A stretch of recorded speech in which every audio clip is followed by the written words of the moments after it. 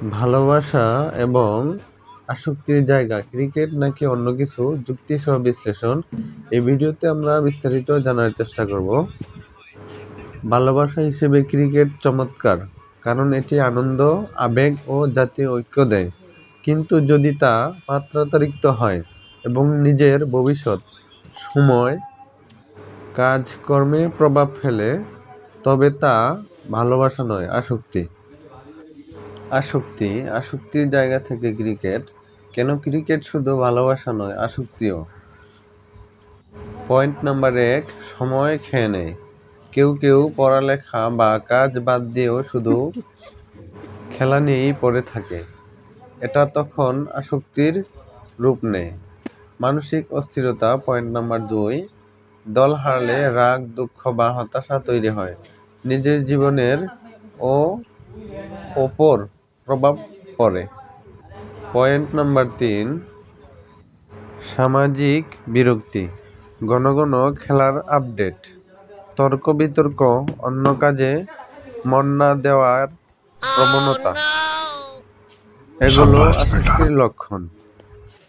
প্রশ্ন হলো, অন্য কিছু কি বেশি গুরুত্বপূর্ণ? হ্যাঁ, যুক্তি আছে। যে ভালোবাসা এবং সময় যদি নিজের পরিবার, শিক্ষা, কেরিয়ার, স্বাস্থ্য বা সমাজ সেবার পেছনে দেওয়া হয়, তাহলে তা বেশি উপকারী। ক্রিকেট আপনাকে বিনোদন ও আবেগ দিতে পারে, কিন্তু ভবিষ্যৎ গড়ার জন্য আত্ম-উন্নয়ন, শিক্ষা ও মানবিকতা বেশি গুরুত্বপূর্ণ। আসক্তি যদি কিছুতেই হয়, তা হোক শেখা, নিজের উন্নয়ন বা মানুষকে ভালোবাসার প্রতি।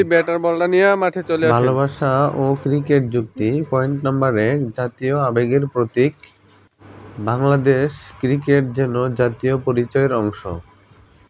এক একটা ম্যাচ যেন লাখো মানুষের একসাথে হাসা এবং কাঁদা। পয়েন্ট নাম্বার 2, একতা ও দেশপ্রেম।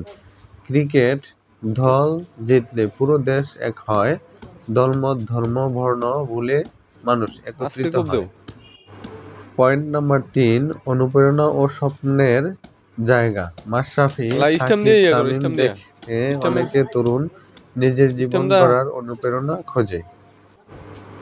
পয়েন্ট নাম্বার 4, স্মৃতির অংশ।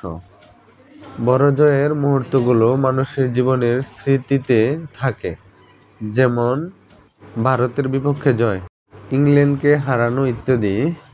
Sports are popular for entertainment. খেলাধুলা হলো একটি জনপ্রিয় চিত্তবিনোদন, তাই সবাই খেলাধুলার সাথে থাকে। মন এবং স্বাস্থ্য সুগঠনে সমাজবিরোধী কার্যকলাপ থেকে বিরত থাকার একমাত্র অন্যতম মাধ্যম হলো খেলাধুলা। তাই খেলাধুলার সাথে থাকি এবং মনকে আনন্দে ভরপুর রাখি।